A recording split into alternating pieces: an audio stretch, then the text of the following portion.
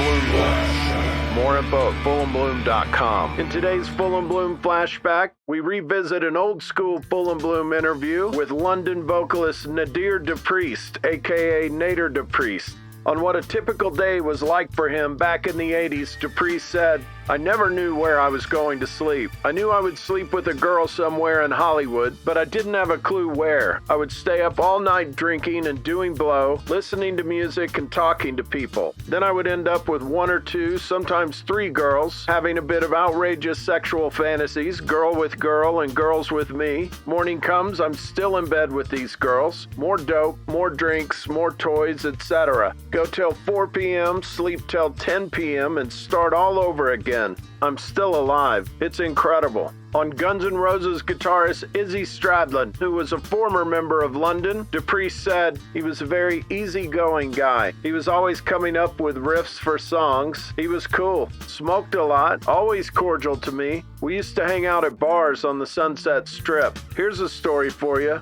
One time we were real desperate for money, so we decided to go to the Beverly Hills Hotel and pick up on women. I mean, women who were loaded with cash. We thought that we could grab a few desperate ones and empty out their purses. It was fucking funny, man. We stood out like crazy. Drinks cost around $10 a pop, so I believe we had a round. That's like $15 nowadays. What were we thinking? Two young, good-looking musicians dressed to the gills hanging at the Polo Lounge in Beverly Hills with no money. Those were the days. No real responsibility. Just rock and roll 24/7. There will never be anything like it ever.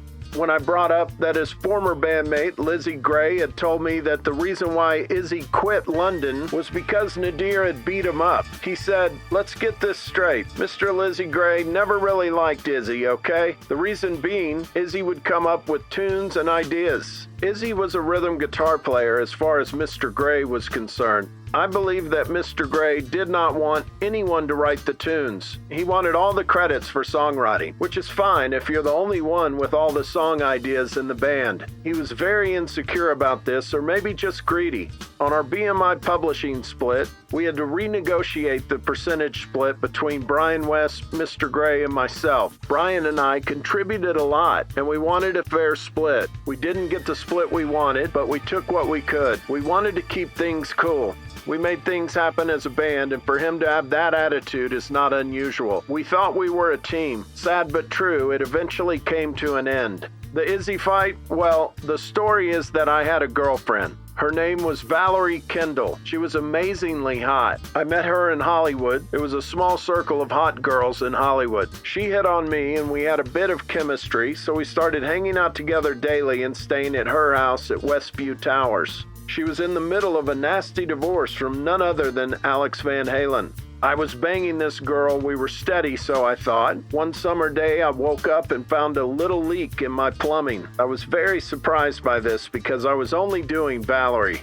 I confronted her, and that's where the origin of the leak came from. I called Tracy Guns at his mom's house and asked him if Izzy was there, and he said yes. Izzy would sleep on his couch every so often. I went there, confronted him, asked him if he was banging Valerie, and he denied it to my face. At that point, I was very upset since she had told me that he did bang her. Basically, I think I was mostly upset about the lovely gift he had transferred to the both of us. So without any notice, within a split second, I punched him in the face. Once. I wanted more, but he did not want any part of it. He was scared, and I don't blame him. I would too if I did that to my bandmate. In those days, I was very volatile for some reason, and I was notorious for my temper. I didn't take shit from anyone. I warned him to stay away from her, or else. I left Tracy's house back to the rehearsal room as if nothing happened. I had a drink of vodka and smoked a joint, and that's it. So I guess I was part of the departure for Mr. Stradlin.